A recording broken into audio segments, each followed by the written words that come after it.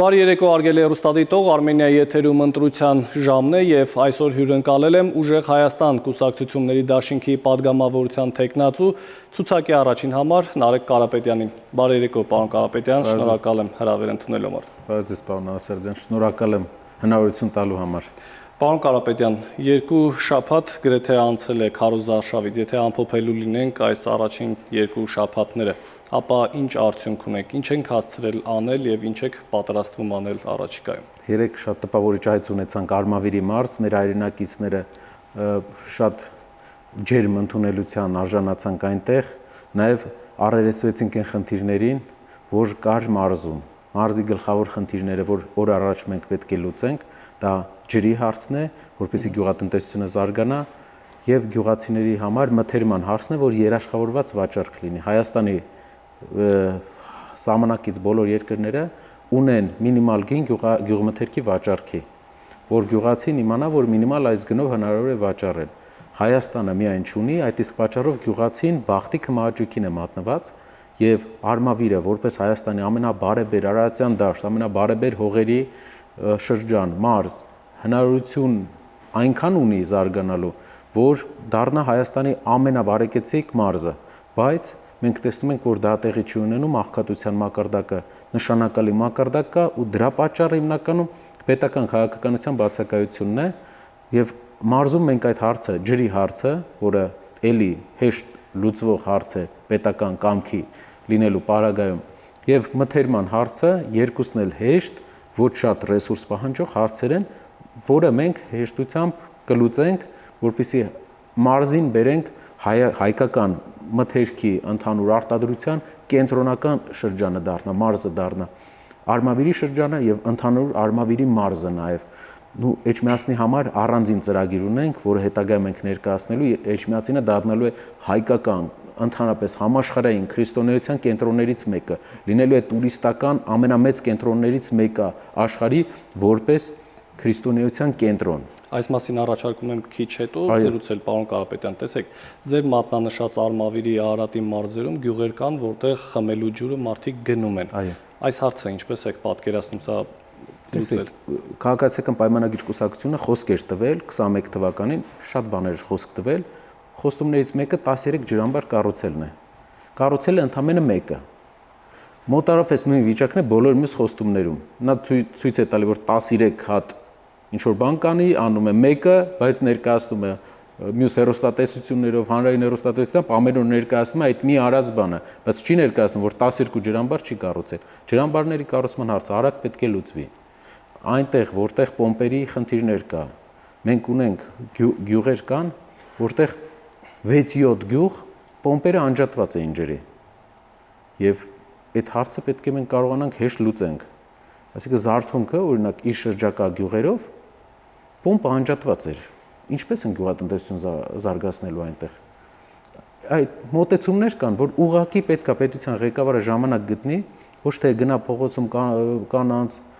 երեխաների հետ կռվի, այլ պետությունով զբաղվի եւ հնարավորություն ունենա այդ հարցը հեշտությամբ լուծել, դա հեշտ լուծվող հարց է։ Ու մարդիկ կսկսեն նորմալ ապրել։ Ջրի հարցը ինչպես կարելի է 21-րդ դարում մարդիկ գնան, օրինակ Դալարիկում տեսանք գյուղը մեծ գյուղեր, մարդիկ բանով գնում էին ջուրը, Թալինի ջուրը գնում էին կրպակից։ 21-րդ դարում, այն դեպքում, երբ որ Հայաստանը ջրի ունենալու մակարդակով աշխարհի միջին աշխարհի մակարդակից 2 անգամ բարձր է մի մարդու հաշվարկով։ Ամենաջրառատ երկրներից է, հին անունը երկիր նայերի, գետերի երկիր։ Ու ուղղակի Աստված ամեն ինչ տվել է, հողը բերի տվել է, արևը տվել է, ջուրը տվել է, մենք չենք կարողացել դա միացնենք իրար, որպեսզի ունենանք բարեկեցություն։ Իսկ դա արվելու է։ Նախորդին Ուժեղ Հայաստան կուսակցության աջակիցների եւ քաղաքացիական պայմանագիր կուսակցության քարոզարշավի ժամանակ միջադեպ տեղի ունեցավ, ձեր համախոհներից 10 անձ բերման է ենթարկվել։ Այս օրինակը իշխանությունն ասում է, որ սա ուղղորդված էր ձեր կողմից։ Կան վիդեոներ, որտեղ երևում է, որ մարդիկ այնտեղ իրենց գյուղում հավաքված էին, մարդիկ իհարկե մեր աջակիցներն էին, իրենց գյուղում հավաքված էին եւ քաղաքացիական պայմանագիր կուսակցությունը փոխանակ անդամներ փոխանակ խուսափեին այդ վայրից, փոխանակ մարդկանց ուղակի ջերմորեն ողջունեին, ինչպես մենք արեցինք երեք, տեսանք, որ անցնելով Արմավիրում քաղաքացիական պայմանագիր կուսակցության գրասենյակի կողքով ողջունեցինք տղաներին, տղաները մեզ ողջունեցին ու անցանք առաջ։ Եկան ու մխրճվեցին այդ մարդկանց մեջ, պարզե որ կլինի մարդկանց կողմից բացական էմոցիա։ Եթե հարգանք տվողը Հայաստանում հարգանք է ստանում, անարգանք տվողը երկու անգամ շատ անարգանք է ստանում։ Պարոն Կարապետյան, Հակակոռուպցիոն կոմիտեն հաճախ ձայնագրություններ է հրապարակում, որտեղ ենթադրյալ ընտրակաշառքի մասին խոսակցություններ են տեղի ունենում եւ կան ձայնագրություններ, որտեղ նաեւ ձեր անունն են շրջանառում։ Դուք կարող եք պնդել, որ որևէ կերպ կապ չունեք նման խոսակցությունների կամ գործընթացի հետ։ Իմ անունի հետ կապված իմ անունը չէ, Նարեկանուն Հայաստանում տարածված անուն է շատ, բացի ինձանից այլ Նարեկներ էլ աշխարհում կան, բայց հարցը մի քիչ այլ է։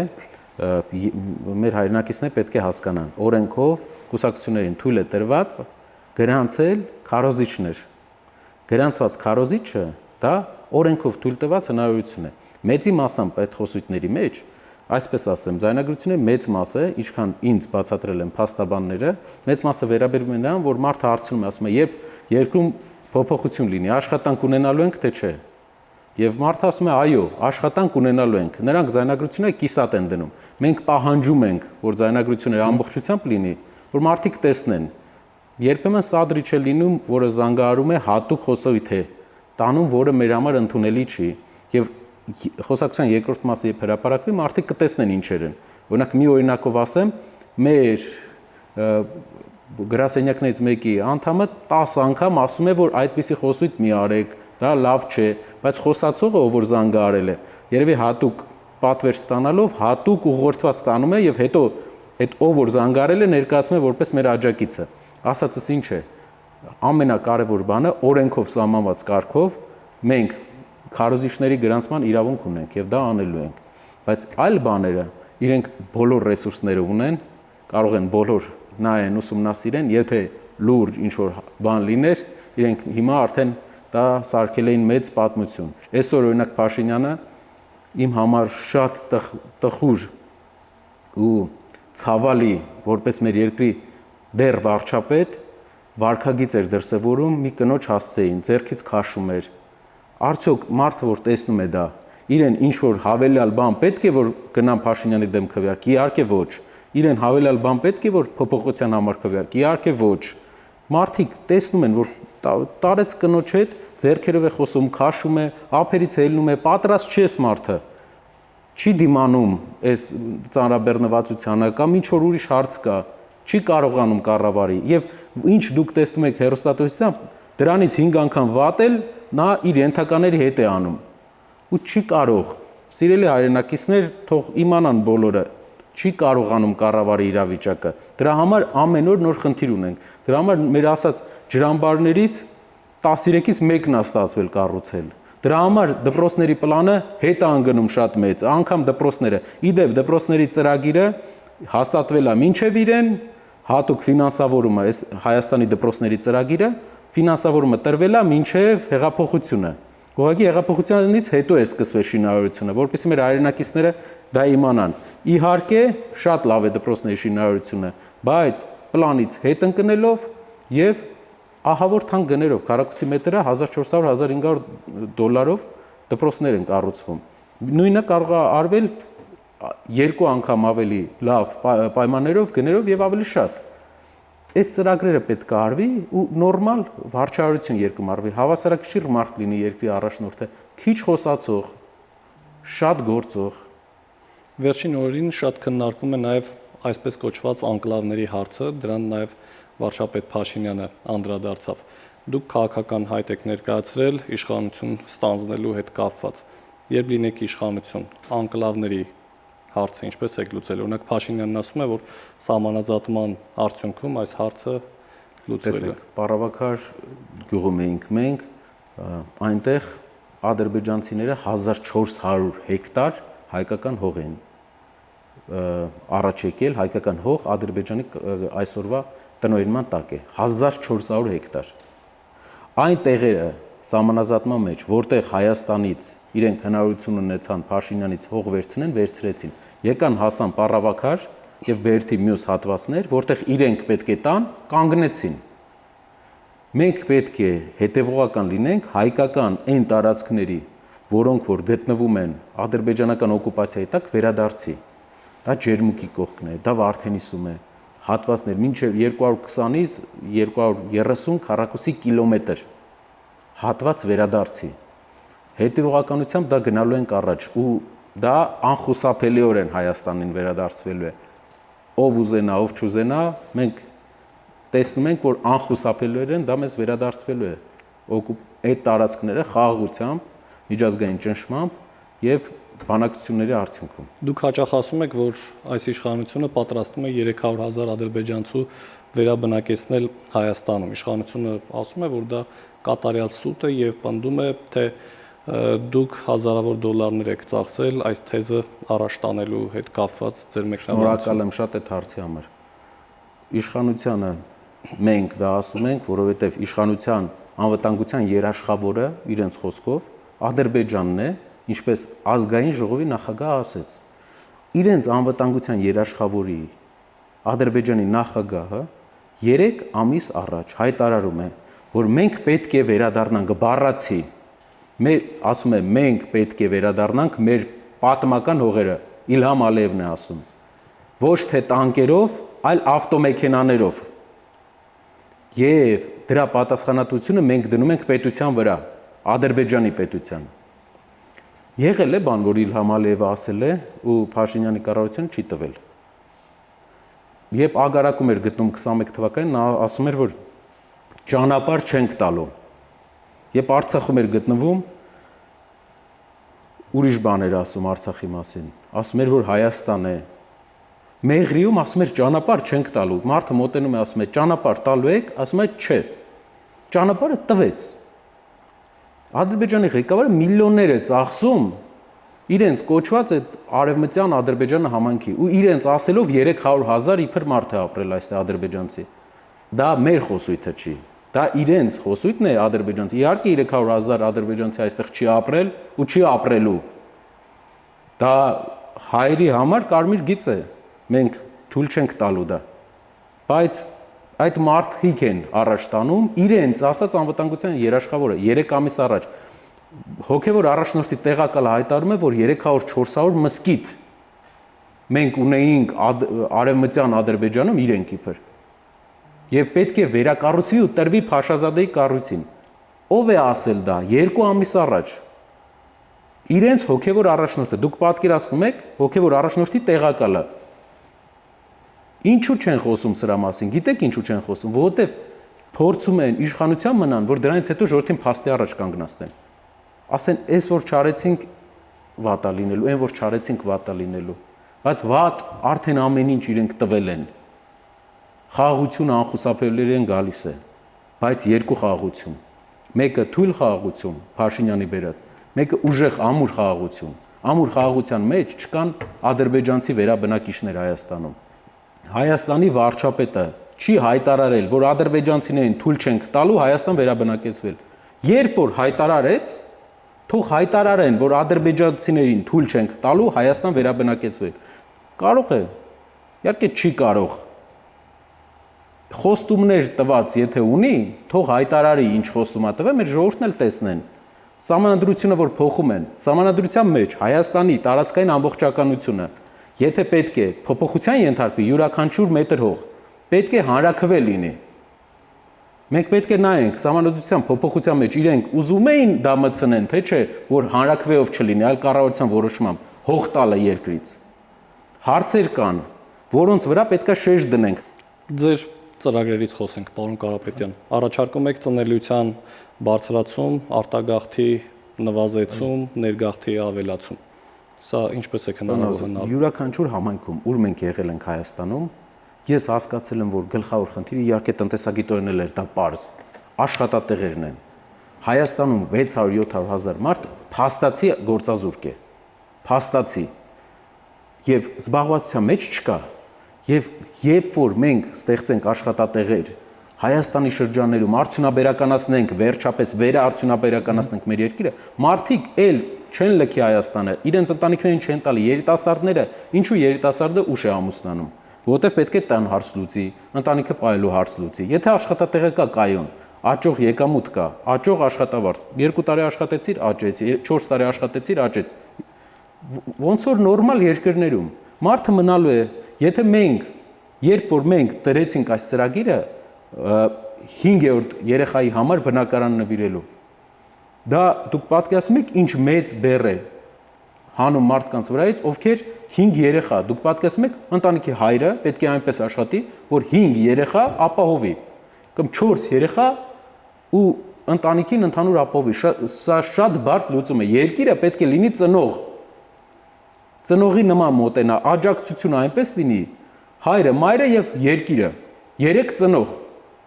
Ինչպես որ մենք ենք վերաբերվում մեր երկրին։ Եվ այդ տրամաբանության մեջ աշխատատեղը,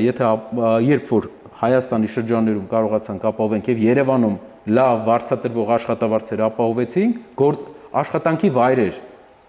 հիմնական մեր ներդրումը այդտեղ է լինելու։ Ծնելիության առումով երիտասարդ ընտանիքներին այժմ բնակարաններ տվեցինք, ով որ 5-րդ երեխան ունենալու դեպքում բնակարան նվիրվեց, ու այդ բնակարանը բյուջեի հաշվին չի։ 70%-ը ներդրում է անում համաշխարհային ամենահայտնի հայ գործարարների կողմից։ 30%-ն է բյուջեն փոքր մասնակցություն է ունենում։ Ով կարող է սա անել, բացի Սամվել Կարապետյանի ուժից։ Ոչ ոք, որտեղ իրենց ասելով հայկական սփյուռքը երբեք էլ այստեղ չի գա։ Իսկ մեր ասած գաղափարների մեջ Հայաստանը համայն հայության կենտրոնն է։ Հայաստանը պատասխանատու է համայն հայության անվտանգության համար։ Ինչի համար էլ որ մեր երկիրը ինչպես որ մենք տեսնում ենք, իրական Հայաստան գաղափարի մեջ սփյուռքի հայությունը չկա։ Սփյուռքը ներդրում կանի, կաջակցի այն հիմնադրամներին, որոնք բնակարաններ են նվիրում 5-րդ սփյուռքի մեր գործընկերները։ Մենք չենք դիմելու բոլորին։ Մենք ունենք մեր գործընկերները, ում հետ ունենք արդեն կայացած տասնամյակների լավ հարաբերություններ, ովքեր հայրենասեր մարդիկ են, պատրաստ են։ Ու այդ դեպքում 5-րդ երեխայից հետո բնակարան կստանան մարդիկ։ Աշխատատեղերի առումով պետությունը ներդրում է կատարելու, օտարերկրյա ներդրումներ են բերելու աջակցենք, որ շրջաններում մարդիկ մենակ ասֆալտի վրա գործազուրկ չգնան գան, զբաղվածություն ունենան, արդիկ էին կայցելել։ Շինանյութերի կենտրոնն էր Հայաստանի։ Մասսայական գործազրկություն, անգամ անասնապահությամբ էլ չեն զբաղվում։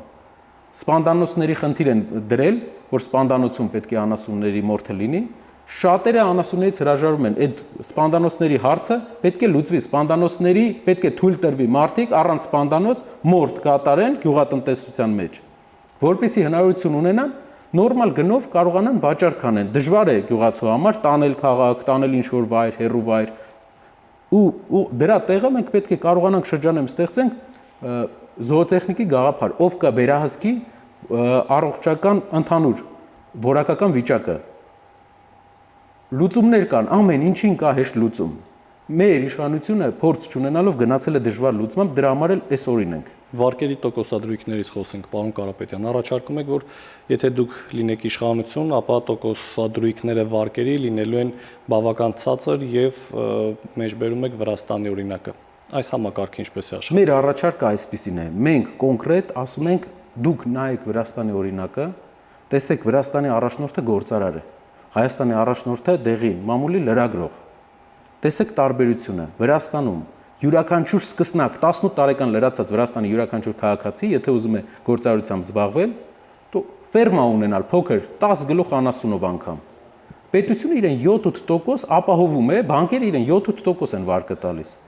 Գնանք համայնքներ Հայաստանի։ Ինչպես կարող է մարդ գործարար լինել, ինչ ներդրում պետքա լինի, որ տարեկան 17% էլ 16% էլ կարողանան վարկ փակեն։ Ինչու է Վրաստանի տնտեսությունը այդպես աճում, հյուրանոցները շատանում, որովհետև հատուկ է ծրագրով մասսայական բոլորը 7-8%-ով են վարկը ստանում։ Այդ պատճառով էլ տեսնում ենք ամեն տարի աճող տնտեսություն։ Տեսնում ենք աղքատությունից 350,000 մարդու աղքատությունից հանեցին, միջին բարեկեցության բերեցին։ Նորմալ մարդիկ ապրում են։ 8 տարում, նույն 8 տարում, որ մենք ամեն օր տեսնում ենք, թե մեր երկրի ղեկավարը ոնց է կռվում կանանց հետ, երեխաների հետ, քաղաքական ուժերի հետ, մենք չլինելով իրենց պատկերացած քաղաքական գործիչները, մտնելով քաղաքական process-ների մեջ, չենք ցանկացել այս խոսույթների մեջ իրենց մտնել։ Բայց անգամ երբ որ դու չես ցանկանում, իրենք էլի տանում են, որովհետև մենակ դրանից են հասկանում։ Չի եղել դուրս գա, ասի ինչպես է լուծելու գյուղացիների այս հարցը։ Բերքի առումով երբ է խոսացել նա մարդկանց հետ։ Երբ է Երևան քաղաքը մտնում ես բակեր, ոնց որ Բրեժնևի ժամանակվա բակերը լինեն։ Այն դեպքում 21-րդ դարա ես մասիվ դպրոց եմ գնացել, մասիվներ մեր այցելությունների ժամանակ, ինչ դպրոցից հիշում եմ բակերը, 10 բակից 9 նույն վիճակում էր։ Ինչն է պատճառը։ Պետությանը ավելի արագացում է պետք։ Այս մոտեցումով մենք 100 տարվա մեջ կարգի չենք գա, աղքատությունը 100 տարվա մեջ չենք հաղթահարի։ Մեր կյանքի ընթացքում չենք հաղթահարելու։ Փոփոխությունը ինչի համար է պետք։ Իրական հեղափոխությունը դա մոտեցումների հեղափոխություն է, ոչ թե քաղաքական դեմքերի, ոչ թե մեկը ազգային ժողովի նախագահ դարձավ, մի քանի հոգի նախարար դարձան, դա եթե իմաստը դա է, մենք դա չենք ուզում, մեզ պետք չի, ոչ էլ դրա բան ունենք, կարիք ունենք։ Շնորհակալություն։ Շնորհակալ եմ ես։ Հարգելի հեռուստադիտող, ես հիշեցնեմ, որ զրուցում է Ուժեղ Հայաստան կուսակցությունների դաշինքի падգամավորության թեկնածու ցուցակի առաջին համար Նարեկ Կարապետյանի հետ։ Կհանդիպենք վաղը, ցտեսություն։